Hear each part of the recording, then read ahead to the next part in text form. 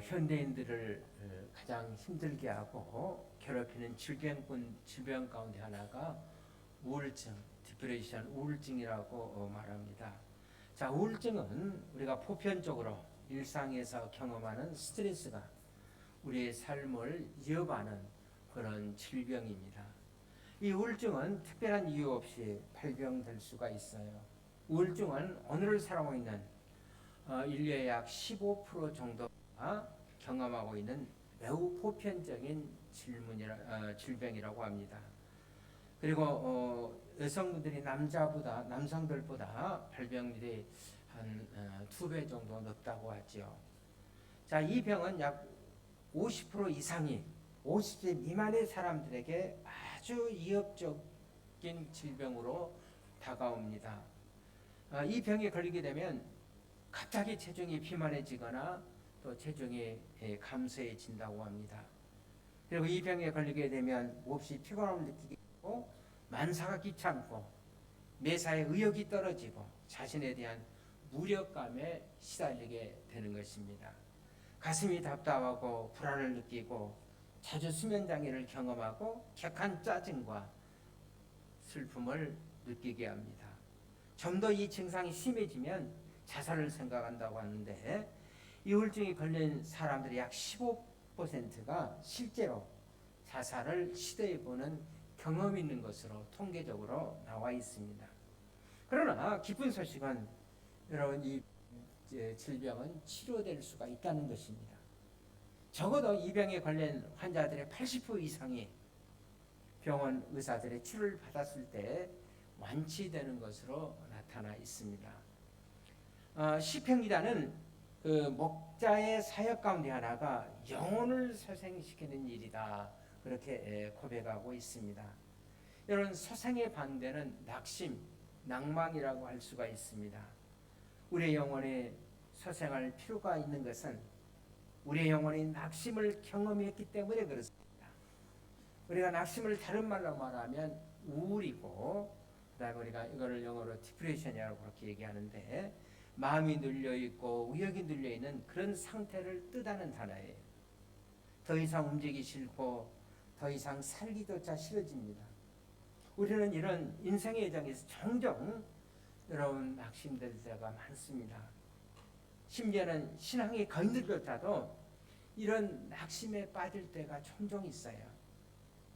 시편기자들한테 이런 우울증, 공포와 낙심에 있었던 것으로 성경에 보여집니다. 시편 42편 11절에 보면 내 영혼아 내가 어찌하여 낭망하며 어찌하여 내 속에서 불안해하는고 이렇게 독배하고 있어요. 여러분 신약시대 성경의 영웅이라고 할 수 있는 여러분 사도 바울도 이런 낙심에 빠진 때가 있었어요. 그래서 고린도후서 1장 8절에 9절에 보면 형제들아 우리가 아시아에서 당한 환난을 너희가 모르기를 원치 아니하노니 힘에 겹도록 심한 고난을 당하며 살 소망까지 끊어지고. 자, 바울은 자신에게 말하기를 살 소망까지 끊어졌다. 그리고 자기 마음의 사형 선고를 받은 그런 심정이었다라고 바울이 고린도후서에서 고백하고 있는 것을 볼 수가 있어요. 자, 오늘 본문인 열왕기상에 보면 자, 구약 시대 모세한테 귀하게 쓰임을 받았던 엘리야 선지자도 어느 날 이런 낙심 속에 빠져 있었던 것을 볼 수가 있습니다. 그런 본문에서 하나님 앞에서 이런 고백을 하고 있어요. 하나님, 나 더 이상 살고 싶지 않아요. 내 생명 하나님 거둬가 주세요.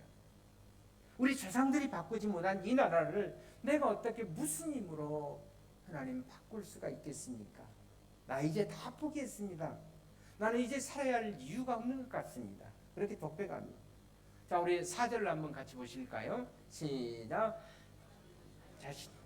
광야로 들어가 하르급중 가서 한 너댓나무 아래에 앉아서 자기가 죽기를 원하여 이르되 여호와여 능력하오니 지금 내 생명을 거두시옵소서. 나는 내 조상들보다 낫지 못하니. 자, 여호와여 능력하오니 지금 하나님 내 생명 거둬가 달라고.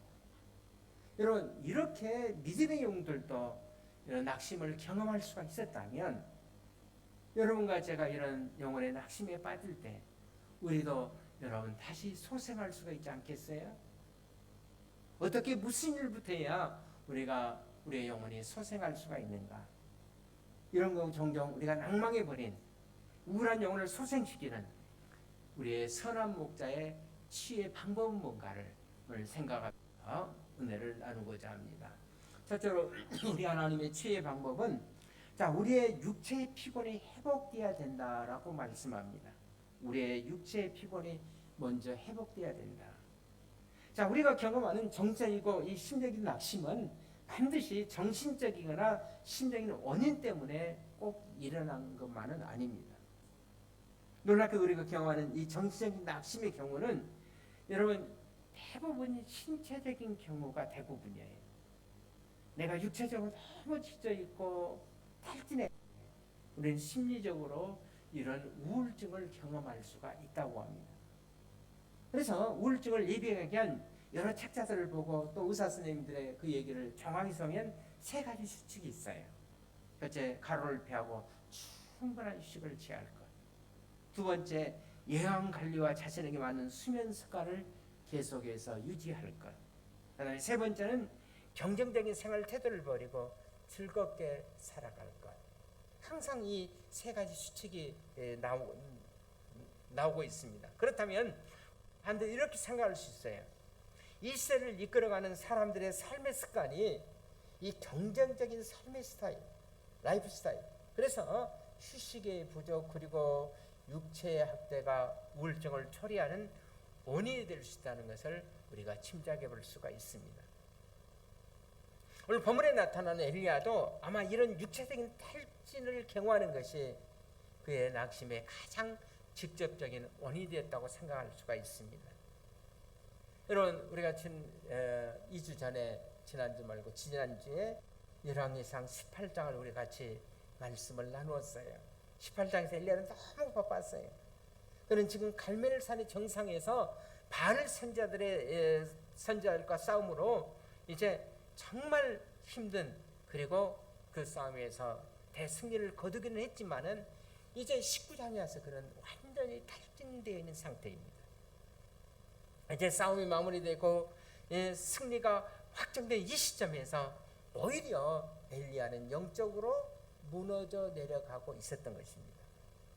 이것은 오늘 우리 시대 인생의 영역에서 승리하는 사람들이 승리한 후에 무너져 내리는 것과 마찬가지예요. 그렇다면 사랑하는 여러분, 여기에 큰 뉴스가 있어요. 복된 소식이 있습니다. 이런 엘리야를 하나님은 그대로 방치해 두시지 않았다는 것입니다. 왜냐하면 하나님은 우리의 선한 목자이시기 때문에. 과거에 목자였다가 목사가 됐던 필리 켈레라는 분은 양들이 낙심의 순간에 이르면 매우 흥미로운 모습을 보인다고 합니다. 그냥 양들이 갑자기 있다가 뒤집어져 버린대요. 그리고 나서 양 4개의 발을 하늘을 향해서 막 움직이면서 발버둥을 친다고 합니다. 그런데 그러고 나서 다시 일어나려고 하는데 양들을 한 번 넘어지고 나면 다시 이렇게 엎어지고 나면 일어설 수가 없대요. 이렇게 평양하고 연약한 양들은 결국은 어떻습니까? 맹수나 독수리나 들짐승 이런 짐승들의 표적이 되고 맙니다. 또 어떤 양들은 너무 빨리 뛰다가 넘어져서 또 중심을 잃고 잃어버릴 때 역시 짐승들의 사나운 맹수들의 표적이 된다고 합니다. 그래서 목자의 임무 중에 하나는 매일같이 양들의 숫자를 헤아리면서 뒤집힌 양들이 없는가를 항상 살펴주는 것이라고 합니다. 그리고 목자는 뒤집힌 양을 발견하자마자 이렇게 세운 다음에 이 뒤집힌 양들에게 다시 마사지를 해주면서 그들의 짐승들의 혈액순환을 돕는다고 하죠. 그리고 아주 편안하게 하면서 그 짐승들을 다시 소생시켜주는 역할을 한다고 합니다. 여러분 이것이 우리의 모습과 너무나도 유사하지 않아요? 오늘 여기 와서 예배는 드리고 있지만은 정말 삶에서 지치고 힘든 이 양들처럼 혹시 우리 성도들 가운데 뒤집어지는 양들은 없는지 여러분 한번 옆 사람에게 한번 다시 물어보시길 바랍니다. 혹시 뒤집어진 적은 없습니까? 시작. 물으라 할 때 물어야 좋은 양이에요. 그렇죠? 혹시 여러분 뒤집어진 양은 없는지 한번 좌우 한번 살펴보세요. 자, 오늘 자 본문에 보면 이 뒤집어진 이 엘리야의 소생을 위해서 우리의 선한 목자이신 하나님께서 어떻게 하셨는가? 오늘 성경에 보면 하나님께서 탈진에 있는 이 엘리야 선지자에게 누구를 보내세요? 천사를 보내주세요. 5절로 한번 같이 봅시다. 시작. 노뎀나무 아래 누워 자더니 천사가 그를 어루만지며 그에게 이르되 일어나서 먹으라 하는지라. 자, 하나님이 누구를 보냈어요? 탈진에 있는 엘리야에게 누구를? 천사를 보냈어요. 그리고 천사를 보내서 어루만지시고 그리고 먹이시고 그리고 쉬게 하십니다. 그러자 엘리야가 다시 소생하는 모습을 우리가 성경에서 볼 수가 있어요. 여기서 하나님이 엘리야를 치유하는 방법은 1차적으로 뭐예요? 육체적인 심했다는 것을 꼭 여러분들이 기억할 수 있기를 바랍니다. 예요. 엘리야가 육체적으로 탈진해 있었기 때문에 그래요. 그래서 그에게 하나님이 내리신 처방은 여러분 먼저 뭐예요? 영적인 거예요. 영적인 것이 아니었어요. 우리는 모든 낙심을 영적인 것을만 생각하고 너무 쉽게 생각해서는 안 됩니다. 때로는 잠깐의 휴식이나 혹은 잠깐의 산책 그리고 잠깐의 침묵이나 잠깐의 쉼 혹은 낮잠, 이것이 바로 우리의 탈진을 치유하는 하나님의 하나의 도구가 될 수가 있다는 사실입니다. 여러분, 성경은 인간의 육체를 절대로 무시하지 않아요. 그래서 성경은 우리 성도들 육체를 가르쳐서 뭐라고 그랬죠? 하나님의 성전이다, 그렇게 말씀했어요. 그러므로 우리 육체를 너무 학대하지 마시길 바랍니다. 육체에다가 힘을 주시길 바랍니다. 대부분 탈진이나 우울증은 바로 쉼이나 아니면 의사님을 찾아가면 거의 치유될 수가 있다고 하죠. 그래서 오늘 본문 6절에서 하나님의 치유의 순서를 우리 이렇게 한번 정리해 볼 수 있어요. 한번 같이 봅시다. 시작. 번즉 머리맡에 숯불에 구운 떡 한 병 물이 있더라. 이에 먹고 마시고 다시 누웠더니 7절 여호와의 사자가 또다시 와서 어루만지며 이르되 일어나라 먹으라 내가 갈 길을 다 가지 못할까 하노라 하는지라. 그러니까 하나님의 이제 사자가 찾아와서 어루만지면서 여러분 어떻게 치유하시죠? 6절에 보면 제일 먼저 하는 일이 먹이는 일이었어요. 먹으라. 그 다음에는 뭡니까? 마시라. 그 다음에는 누워서 자라. 우리 한번 다 같이 따라 먹자 마시자 쉬자 자자. 시작. 제가 좀 수준이 좀 이렇게 두토막 나눠서 해야 되는데 그렇습니다. 먹자 마시자 쉬자 자자. 전 참 우리 그 성도님들에게 정말 감사하는 마음이 항상 있어요. 이 무더운 여름철에도 맛있는 음식 준비해서 대접하는 참 우리 손님 한 분 대접하기 힘들지 않아요. 그래서 참 귀한 마음. 그런 의미에서 오늘은 이제 빵을 주십니다. 자, 이것이 바로 여러분 선한 목자의 방법이에요. 그런데 여러분 이것이 하나님의 치유의 전체 방법은 아니에요. 전부는 아니었습니다. 자, 이렇게 엘리야가 육체적으로 이제 소생하는 모습을 확인한 하나님께서 그 다음 이제 또 다른 처방의 방법을 하나님께서 내리십니다. 그리고 엘리야를 이제 호렙산으로 가게 하세요. 예, 두 번째 치유의 방법을 위해서. 그러면 여러분 엘리야의 두 번째 치유 방법이 뭔가? 두 번째는 믿음의 영적인 교제가 회복되도록 하는 일이었습니다. 엘리야로 하여금 믿음의 영적인 교제를 회복하도록 하나님께서 이제 도와주시는 일이었어요. 그렇습니다. 여러분 우리가 낙심에 소생하는 길 다시 일어서는 것은 여러분 꼭 육체적인 관리에만 있는 것은 아니에요. 물론 육체 회복은 반드시 필요합니다. 그러나 우리 그리스도인들의 소생은 여러분 하나님의 백성들의 소생은 그 다음 단계가 또 있어야 돼요. 성경에 보니까 있었어요. 그것이 바로 뭐예요? 영적인 회복이었어요. 영적인 처방. 자, 하나님은 엘리야와 이제 영적인 교통을 할 수 있도록 도와주세요. 그래서 하나님과 우리 사이의 교통, 커뮤니케이션은 여러분 하나님과 영적인 교통은 어떻게 이루어지는가? 그래서 하나님은 여러분과 저와의 영적인 교통을 위해서 두 가지 방법을 마련해 놓았어요. 뭐죠? 말씀과 기도예요. 여러분 교제한다는 것, 이건 일방적인 것이 아니에요. 우리가 투웨이 커뮤니케이션이라고 그러죠. 두 가지 방법. 첫째는 내가 그 말씀한 얘기를 듣고 또 내가 어떻게 해야 돼요? 반응할 수 있는 것. 이것이 바로 여러분 교제예요. 하나님께서 내게 말씀하시고 나는 또 그 말씀하신 바에 의해서 하나님 앞에 뭡니까? 대답하는 것. 여러분 의사소통은 혼자만 얘기하는 거 아니에요. 엘리야 지금 좌절하고 주저하는 그 순간, 자 이렇게 좌절하고 있었던 중요한 이유 중에 하나가, 그것은 엘리야가 하나님과의 교통을 난가했기 때문이라고 생각합니다. 오늘 본문에서 하나님의 치유의 방법을 여러분 9절에서 다시 한번 볼 수 있기를 바랍니다. 시작. 엘리야가 그거 굴에 들어가 거기서 머물더니 여호와의 말씀이 그에게 임하여 이르시되 엘리야야 내가 어찌하여 여기 있느냐. 여러분 9절에 보신 대로 드디어 하나님의 말씀이 엘리야에게 임했어요. 오래간만에 임했어요. 자 여러분들에게 설교할 때마다 또 기도할 때마다 드리는 얘기가 있어요. 성령의 강력한 임재를 경험할 수 있다. 여러분 내가 앉아서 그냥 예배 드리고 단순히 자리만 채우고 돌아갔다, 이건 별 의미가 없어요. 하나님께서 기도를 통해 찬송을 통해서 주의 종이 말씀을 통해서 하나님 내게 말씀하시고 나는 거기에 응답하고 돌아가는 거예요. 그래 내 아들아 내 딸아 내가 내 마음 받았다. 내 기도 받았다. 내 기도가 응답되었다. 이런 확실한 마음을 가지고 가야 돼. 아무 준비 없이 교회 와서 그냥 아무렇게나 앉아서 허겁지겁 예배드리다가 돌아가는 그 예배 아니에요. 하나님께 예배하는 자는 어떻게? 영과 진리로 예배할지니라.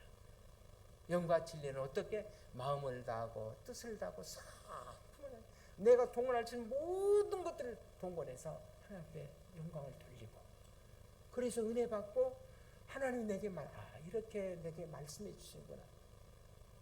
어떤 분은 말씀해 주시고 싶어도 성경을 안 봤으니까, 성경 말씀이 없으니까 무슨 말씀을 줘도 모르잖아요. 드디어 이제 9절에서 보신 대로 말씀이 엘리야에게 임했어요. 오래간만에 이제 엘리야에게 말씀이 임한 겁니다. 그동안 엘리야는 하나님의 말씀과 상관없이 상당한 시간을 보냈던 것으로 보여집니다. 자, 우리는 여기서 그것이 바로 엘리야의 영적인 침체의 원인이었다는 것을 지적하지 않을 수가 없어요. 여러분, 자 우리가 엘리야의 삶을 이제 17장에서부터 보셨습니다. 자, 엘리야의 삶에 일정한 패러다임이 있어요. 자, 엘리야가 어떤 중요한 결정을 낼 때는 반드시 하나님께로부터 말씀을 받아요. 그리고 말씀의 인도함을 받고 하나님 앞에 기도하고 확신 가운데서 그가 주의 일을 하게 됩니다. 그런데 여러분 18장까지는 그렇게 했는데 19장에 들어오면서부터 엘리야의 삶 속에 어느 날 말씀과 여러분 기도가 사라져 버렸어요. 그리고 엘리야는 다만 자기를 지금 둘러싸고 있는 환경만을 지금 주목하게 됩니다. 여러분 19장 3절을 한번 우리 같이 한번 보실까요? 시작. 그가 이 형편을 보고 일어나 자기의 생명을 위해 도망하여. 여기까지. 자, 그가 뭘 봤어요? 이 형편을 보고. 여러분 3절에 제가 뭘 봤어요? 형편만을 봤어요. 자기를 둘러싸고 있는 그 어려운 형편, 그 상황만을 지금 바라보고 있어요. 다시 말하면 엘리야는 지금 하나님을 보지 못하고 있는 거예요. 하나님과의 교제가 단절되고 있는 그 모습을 보시기를 바랍니다. 그래서 엘리야는 지금 19장에 보면 말씀 없이 행동하고 있어요. 이제 하나님은 엘리야로 시기하신 다음 그래 하여금 이제 하나님과 다시 교통할 수 있도록 길을 열어주세요. 그래서 하나님의 음성을 듣게 하고 또 엘리야가 하나님 앞에 응답하게 하십니다. 여러분 우리가 어떻게 하나님의 음성을 듣습니까? 하나님 말씀을 진작에 읽고 그 말씀 앞에 귀를 기울여보시길 바랍니다. 이 말씀을 통해서 하나님께서 오늘 내게 주시려고 하는 은혜가 뭔가? 여러분들이 그 교회 들어오실 때 조금 일찍 오지, 한 15분 전이나 20분 전에 오셔서 다 앉아서 하나님 한 주간 동안에 우리의 나무를 회개하고 오늘 제 종들을 통해 말씀 주실 때 하늘가 될 수 있도록 도와주세요. 그리고 딱 앉아서 여러분들이 또 내 마음속에 삶 속에 꼭 이래야 할 여러 가지 기도의 제목들 하나님 오늘 말씀을 통해서 응답해 주세요. 그때 하나님께서 반드시 응답. 그리고 여러분들이 또 받아야 할 은혜는 이미 주보에 다 나와 있어요. 설교가 다 요약되어 있어 나와 있어요. 보시면서 한번 읽어보죠. 아, 목사님이 이런 말씀인데 내 삶하고 이제 적용을 시키는 거예요. 이것이 바로 두 날개 목회 비전 아닙니까?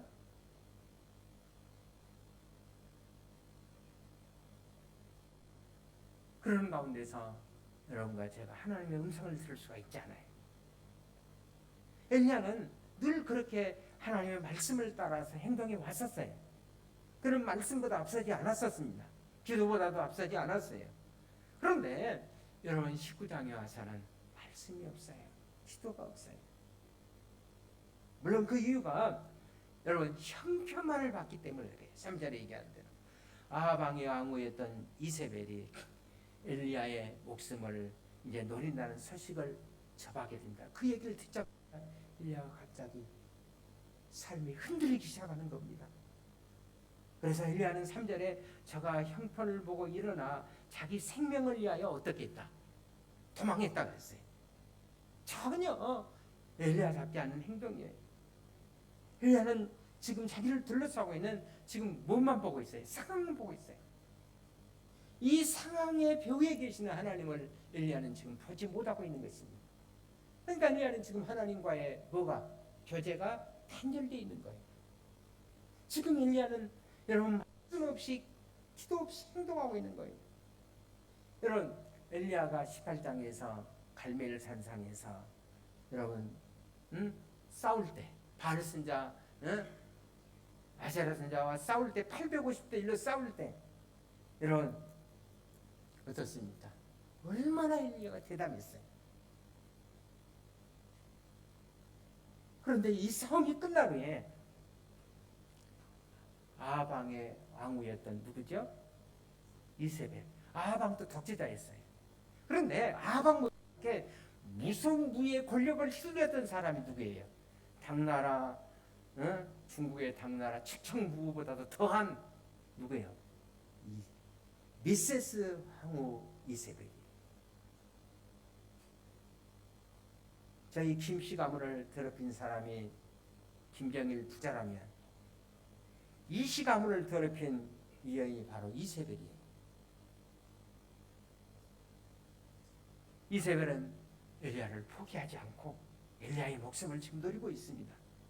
자, 이런 상황에서 엘리야가 겁을 먹고 형편만을 보고 지금 어떻게 도망가고 있잖아요. 이 장면 속에서 우리 엘리야가 기도했다 이런 모습을 볼 수가 없어요. 그리고 이제는 엘리야는 노뎀나무 아래에 주저앉아서 자기의 모든 것을 이제 끝내버리고 싶다. 하나님 앞에 하나님 나 죽고 싶습니다. 투정을 부리고 있잖아요. 그의 삶에 어느 날 갑자기 찾아왔던 이 고통, 좌절 그리고 낙심. 그것은 그의 삶에서 왜 그렇습니까? 말씀, 기도가 사라져버렸기 때문에 그렇습니다. 그런 엘리야를 하나님은 다시 이제 소생시키지를 원하셨습니다. 하나님이 다시 엘리야에게 찾아오셔서 말씀합니다. 그래서 엘리야로 하여금 하나님의 음성을 듣게 해요. 그것이 9절의 말씀이에요. 한번 같이 보실까요? 시작. 엘리야가 그곳 굴에 들어가 거기서 머물더니 여호와의 말씀이 그에게 임하여 이르시되 엘리야야 내가 어찌하여 여기 있느냐. 드디어 이제 여호와의 말씀이 엘리야에게 임하기 시작했어요. 주의 음성이 들려지기 시작했습니다. 그리고 10절은 어떻게 시작합니까? 시작. 그가 대답하되 내가 만군의 하나님 여호와께 열심히 유별하오니 이는 이스라엘의 자손이 주의 언약을 버리고 주의 제단을 얼며 칼로 주의 선자들을 죽였으며 오직 남았건을 그들이 내 생명을 찾아 뺏으라나이다. 하나님이 말씀하시고 또 10절에 보면 그가 대답하네. 하나님이 말씀하시고 이제 누가 대답해요? 엘리야가 대답합니다. 여러분 이것이 바로 영적인 교제. 여러분 영적인 교통인 겁니다. 하나님과의 의사소통이 이제 다시 살아나기 시작합니다. 바로 이 순간 여러분 엘리야의 영적인 하나님의 교제가 회복되는 순간인 줄로 믿습니다. 빌리 켈러는 그 목자 시절에 디스펜 양들을 일으켜 세운 다음에 제일 먼저 하는 일이 이제 디스펜 양들을 세워주고 나서 계속 목덜미랄지 가슴을 이렇게 마사지를 해주고 나서 그 다음에 아주 부드럽게 이런 음성을 들려준다고 합니다. 양들에게도 다 이름이 있다고. 여러분 사람들에게 이름이 있고 마찬가지로 양들에게도 다 이름을 지어서 불러준다고 합니다. 여러분 우리가 집에서 키우는 반려동물에게도 다 뭐가 있죠? 다 이름이 있잖아요. 애완동물에게도. 지금은 이제 애완동물도 이름이 좀 이렇게 좀 특이하게 좀 짓는데 옛날에는 대부분 보면 존, 메리, 캐리. 근데 사실은 이거는 외국 사람들이 다 이름이에요. 이름. 우리는 외국 사람들을 개처럼 부릅니다. 자, 목자가 이렇게 양의 이름을 부르면서 조용해야지 왜 뒤집었어? 이제 내 곁을 떠나면 안 되지. 그러면 양들은 목자의 음성을 하나도 즉각적으로 그 안정감을 느낀대. 그리고 기분이 좋아진 양은 그때 하답으로 하고 이렇게 한대. 하답한다고 합니다. 그 순간이 목자 양 사이에 이제 교제가 회복되는 순간이라고 합니다. 저는 우리 그리스도인의 삶의 증강도 마찬가지라고 그렇게 생각이 되어집니다. 어느 날 나에게 하나님의 음성이 다시 들려지기 시작해요. 그래서 나에게 말씀하신 그 하나님 앞에 우리는 기도로 응답합니다. 그 순간이 바로 여러분 우리의 영적인 회복이 이루어지는 소생의 순간이라고 믿습니다. 알아서 끝날 테니까.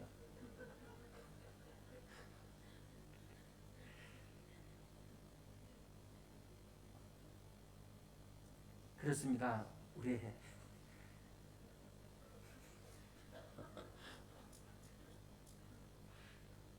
얘들은 5분만 지나면 힘들지.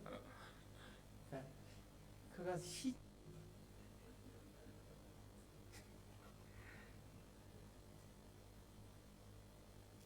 자 이렇게 이제 하나님은 우리의 영혼을 소생시키려 해요. 자 우리가 낙심에서 회복되려면 어떻게 해야 된다고요? 첫째는 육체적인 힘이 있어야 되고 두 번째는 영적인 교제가 회복돼야 되고 이제 결론이에요. 결론 5분입니다. 자 하나님과의 임재가 경험되어야 돼요. 제가 이제 마지막으로 강조하고 싶은 얘기가 이거예요. 사실 주님의 임재가 경험되어야 돼요. 자 우리가 구약에서 엘리야의 사적을 계속 읽어 내려가면서 떠오르는 의문 하나가 있어요. 여러분 19장에서 와서는 여러분 18장과 19장은 완전히 대조를 이루고 있는 말씀이에요. 자 18장은 갈멜 선산에서 이미 우리가 말씀을 나눴던 대로 바알 선자 450인과 아세라 선자 400 합하면 얼마나 그랬어요? 800대 1의 대싸움을 18장에서 했잖아요. 대결전을 했습니다. 그 결전에서 당당하게 했던 엘리야, 그토록 겁이 없었던 용기 100배였던 엘리야, 여러분 19장에 가서 엘리야는 어떻습니까? 노뎀나무 아래 주저앉아서 하나님 나 살기 싫습니다. 이제 내 모든 걸 끝내버리고 싶습니다. 여러분 뭐가 엘리야를 이렇게 만들었다고 생각합니까? 엘리야를 그렇게 만들었던 원인이 뭐라고 생각하십니까? 그 부분의 원인 하나가 하나님의 침묵이었어요. 그렇습니다. 여러분 때로는 하나님께 우리의 삶 속에 침묵할 때도 있어요. 나는 너무 바쁘고 너무 힘든데 하나님 앞에 막 금식하고 모든 것을 다 동원해서 부르짖고 있음에도 불구하고 하나님은 도무지 아무 음성도 들리지 않아요. 하나님의 침묵. 여러분 하나님의 침묵은 우리를 향한 연단이에요. 연단입니다. 그러므로 여러분 우리가 하나님의 이 침묵도 견뎌내는 훈련이 우리에게 필요합니다. 자 18장에서 엘리야가 바알 선지자들과 싸우고 있었을 때 하나님 앞에 도움을 호소했어요. 그때 하나님은 어떻습니까? 즉각적으로 응답하셨어요. 기도하자마자 하나님께서 기적을 주셨어요. 또 그가 기도하자마자 하나님께서 하늘의 창의 문을 여시고 비를 쏟아 부어주셨습니다. 기적이 일어났어요. 하나님의 살아계심을 경험했습니다. 아마 엘리야는 이 상황 앞에서 할렐루야를 연달아 불렀을 겁니다. 할렐루야, 계속해서 하나님을 찬양했을 겁니다. 그러나 이제 18장이 끝나고 19장에 막이 올라가면서 엘리야는 지금 어디 있어요? 노뎀나무 아래 추주앉아 있어요. 이런 큰 기적을 경험한 후 이상적인 삶으로 다시 돌아왔을 때 더 이상 엘리야 삶속에 기적이 일어나지 않았어요. 전에처럼 기도해도 응답이 즉각적으로 바로바로 되어지지 않았습니다. 하늘은 침묵하고 있었어요. 여러분, 이 침묵과 이 고독을 엘리야는 더 이상 견디지 못한 것입니다. 갑자기 그의 마음속에서 이런 의문이 쏟아났을 거예요. 혹시 내가 갈멜산장에서 제만 이 모든 것들은 혹시 한순간 내가 환상을 보는 것은 아니었을까? 내가 경험했던 그 모든 것이 험한 꿈처럼 그에게 삶에서 느껴지고 있었을 때 갑자기 그는 외로워진 거예요. 그는 혼자라고 느껴지기 시작했습니다. 아니, 하나님은 저 멀리 계신 곳에 계시거나 외출 중이거나 부재진 것으로 그는 느껴지기 시작했어요. 그는 하나님과의 침묵, 이 하나님과의 부재의식을 극복하지 못하고 이제 그는 탈진해서 그만 주저앉아 버리고 만 거예요. 우리는 이런 침투한 엘리야의 심정을 우리가 10절을 통해서 같이 느껴볼 수가 있어요. 우리 10절을 다 같이 봅시다. 시작. 그가 대답하되 내가 만군의 하나님 여호와께 열심히 유별하오니 이는 이스라엘 자손의 죄 언약을 버리고 죄 제단을 흘며 칼로 주의 선지자들을 섬겼으며 오직 남은 나그는 그들의 내 생명을 찾아 뺏으려 하나이다. 무슨 말씀이에요? 하나님, 내 열심히 하시잖아요. 여기도 보면 하나님께 열심히 옛날에는 열심히 특심하오니 옛날 생각 그렇게 돼 있더라고요. 하나님, 내 열심히 하시지 않습니까? 내가 얼마나 열심히 싸웠는지 하나님 하시지 않습니까? 그런데 이제는 저만 남았습니다. 하나님 아무 결과 없지 않습니까? 주변에는 전혀 달라진 것도 없어 보이고 결과도 지금 없어 보이지 않습니까? 이런 상황이 됐다면 백성들이 해결을 하고 그렇게 해야 되는데 해결하지도 않고 지금 이세벨은 나를 죽이려 하고 하나님 도대체 이거 어떻게 된 겁니까? 왜 내가 이렇게 되었습니까? 자, 오늘 우리는 본문에서 엘리야가 경험했던 그 절망을 볼 수가 있어요. 그 절망을 볼 수가 있습니다. 자, 이 상황에 더 이상 엘리야인들 앞에 여러분 환경이 보이지 않고 뭐가 보이고 있어요? 하나님이 보이지 않고 환경만 보이고 있는 것이에요. 그래서 19장 우리 3절을 한번 같이 보실까요? 시작. 그가 이 형편을 보고 일어나 자기의 생명을 위하여 도망하여 유다에 속한 브엘세바에 이르려 자기의 사안을 그곳에 머무르게 하고 그랬습니다. 그러니까 엘리야는 형편을 보고 환경만 지금 보고 있는 거예요. 그런데 뭐가 보이지 않습니까? 하나님이 보이지 않아요. 이제는 나 홀로 남아있다 그렇게 생각합니다. 아무도 나를 도와주는 사람이 없고요. 하나님 안 보여요. 이 홀로됨의 의식. 여러분, 이 버림받음의 감정이야말로 전적인 우울증의 증세입니다. 어떤 그 가을에 우울증을 앓게 된 어떤 환자가 쓸쓸함을 느끼면서 가을에 더운 여름에 가을 얘기해서 죄송합니다만은 이런 시를 썼어요. 참 재밌어서 여러분들에게 제가 한번 소개해드리려고 합니다. 가을의 우울증을 시달리면서 이런 시를 썼어요. 몇 날 며칠을 즐거운 생각만 있다. 그래도 어쩔 수는 없었다. 이 가련한 가을 몇 날 몇 밤을 예매하고 보냈다. 그래도 어쩔 수 없었다. 끈질긴 가을. 마침내 바다를 보지 않으려 책상을 펼려놨다. 후 어쩔 거나. 맞은편 장이 지난 태풍에 물지 못하고 헐벗어버린 나무가 안타까이 떨고 섰다. 가루로 써도 둔으로 쏟아 내리는 가을. 조잘조잘 떠들어도 가슴으로 녹아내리는 가을. 어쩔 거나 이 기막힌 가을을 어쩔 거나. 어쩔 거나 기어이 스며드는 이 가을을 어쩔 거나 나 홀로. 그 애로움을 느끼면서 쓰는 시입니다. 그래서 우리가 우울증을 벨랑코리아라고 이렇게 부르기도 하죠. 그러나 이런 우울증 환자들은 가족 중에 한 사람이라도 아니면 친구라도 누구에게든지 지속적인 관심을 갖고 여러분 곁에만 있어주면 놀랍게도 호전된다고 합니다. 그러나 홀로 버려두면, 그래서 연예인들이 가끔 그 잘나가는 연예인들이 자살하는 이유가 거기에 있는 거예요. 오늘 엘리야에게 이런 치료가 하나님이 필요하다고 그렇게 판단하셨어요. 그래서 하나님 자신이 엘리야에게 아주 특별한 방법으로 다가오십니다. 그리고 엘리야에게 하나님은 이런 처방을 내리십니다. 우선 엘리야에게 더 서 있어라 그렇게 해요. 그러면 내가 지나가겠다는 거예요. 내가 너와 함께 하겠다는 것을 보여주기 위해서 내가 서 있으면 지나가겠다는 거예요. 여러분 도대체 어떤 모습으로 지나가실지 궁금하지 않아요? 내가 지나갈 때 나를 잘 보라. 그래서 우리가 지난주에 이 말씀을 나눴기 때문에 요약을 합니다. 처음에는 아주 큰 바람이 얼마나 컸는지 바위들도 날아갈 정도의 바람. 큰 바람은 바람과 함께 사라졌어요. 다음에는 뭐가 일어났죠? 지진이 났어요. 지진도 지나갔습니다.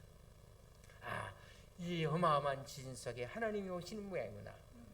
자, 지진이 일어나더니 지진이 스톱이 됐어요. 그러나 하나님은 거기에도 계시지 않았어요. 잠시 후 불길이 보이기 시작합니다. 내가 서 있는 곳이야. 여기 호렙산이 아니냐. 그래, 나의 믿음의 선배였던, 우리 믿음의 선배였던 모세에게 이 호렙산에서 불꽃 가운데서 하나님이 나타나셨지.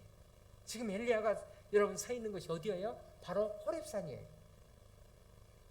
이곳에서 우리의 믿음의 선배에겐 불꽃 가운데 모세에게 나타나셨다 하나님. 그래서 엘리야는 불꽃 가운데 하나님이 나타나시려고 그러는 모양이구나. 그렇게 생각하지 않았겠어요? 그러나 하나님은 오늘 성경에 계속 보십시오. 불꽃 가운데도 나타나지 않으셨어요. 자신을 계시하지 않았습니다. 그러면 자, 마지막이 뭡니까? 19장 12절을 우리 한번 같이 보시기를 바랍니다. 시작. 지둔 위에 불이 있으나 불 가운데도 여호와께서 계시지 아니하더니 불 후에 그 다음에 뭐예요? 세미한 소리가 있는지라 그랬어요. 세미한 소리. 아주 잔잔하고 작고 부드러운 목소리. 하나님은 어디에 계셨어요? 거기에 계셨어요. 응? 그런 막 태풍 같은, 막 지진 같은, 불꽃 같은 그 속에 나타난 것이 아니라 언제 나타났어요? 불 위에 세미한 소리가 있는지라. 불안해하고 두려워하고 놀라워하고 했던 그분에게, 엘리야에게 하나님은 태풍도 아니고 불도 아니고 지진도 아닌 세미한 음성으로 그에게 나타났어요. 쉽게 얘기하면 여러분, 하나님께서 여러분들에게 나타나신 언제? 하나님 앞에 새벽에 나와서 간절한 마음으로 기도할 때 말씀, 내 아들아 내 딸아 내 기도 내가 들었다. 내 예배 내가 받았다. 이게 주님의 세미한 음성이에요. 우리의 간절한 어떤 기도의 제목이 있어서 하나님 앞에 와서 부르짖어 기도했더니, 그래, 내 아들아 내 딸아 내 기도가 응답되었다. 편안히 돌아가라. 이것이 주님의 세미한 음성이에요. 막 태풍으로 바람으로 어떤 막 기적 같은 거로 쉬 하고 나타난 그런 하나님이 아니라는 거예요. 우리의 일상의 삶 속에서 세미하게 조용하게. 여러분 마치 에덴 동산의 죄를 범한 첫사람 아담이 하나님께서 이른 새벽, 추운 아침이나 뜨거운 낮이나 무서운 밤이 아닌 저녁 서늘한 시간에 찾아오셨던 것처럼 그분이 조용히 우리에게 찾아와서 속삭이십니다. 이제 넌 혼자가 아니야. 이제부터 내가 너와 함께하는 거야. 그리고 그분은 먼 날 이와 비슷한 모습으로 우리 인류에게 찾아오셨어요. 죄범한 인류를 위해서 우리의 속죄의 주님이 되어주시기 위해서 이 땅에 오실 때 그는 만왕의 왕이면서도 왕의 모습으로, 재앙의 모습으로 이 세상에 오시지 않았어요. 그는 인류의 심판자이시면서도 재판관의 모습으로 이 세상에 오시지 않았어요. 그는 인류의 주인이시면서도 세상에 주인의 모습으로 오신 것이 아니라 누구로? 종의 모습으로 오셨어요. 그리고 강보에 쌓여 누구든지 볼 수 있는 모습으로, 그리고 만질 수 있는 모습. 그리고 그분의 별명이 뭡니까? 임마누엘. 임마누엘을 번역하면 하나님이 우리와 함께 계시다. 우리와 함께 계시기 위해서. 그는 범죄하고 두려워하고 불안해한 우리를 안고 이렇게 말씀하고 싶어 했던 겁니다. 두려워하지 말라. 나는 내가 가는 그 길을 다 알고 있어. 나도 너와 똑같은 인간으로 똑같은 것을 다 경험했어. 그래서 나는 너를 이해할 수 있어. 너의 넘어짐도 이해할 수 있고, 그래서 나는 너를 세워줄 수도 있고, 너를 새롭게 씻어줄 수도 있고. 그래서 하나님은 불안해하고 두려워하고 놀라는 엘리야에게 지진도 불도 바람도 아닌 세미한 음성으로 찾아오셨어요. 이제부터는 엘리야야, 내가 너와 함께하마. 내가 이제는 너를 놓지 않을게. 난 결코 너를 버리지 않을 거야. 이것이 바로 여러분 주의 임재의 경험인 겁니다.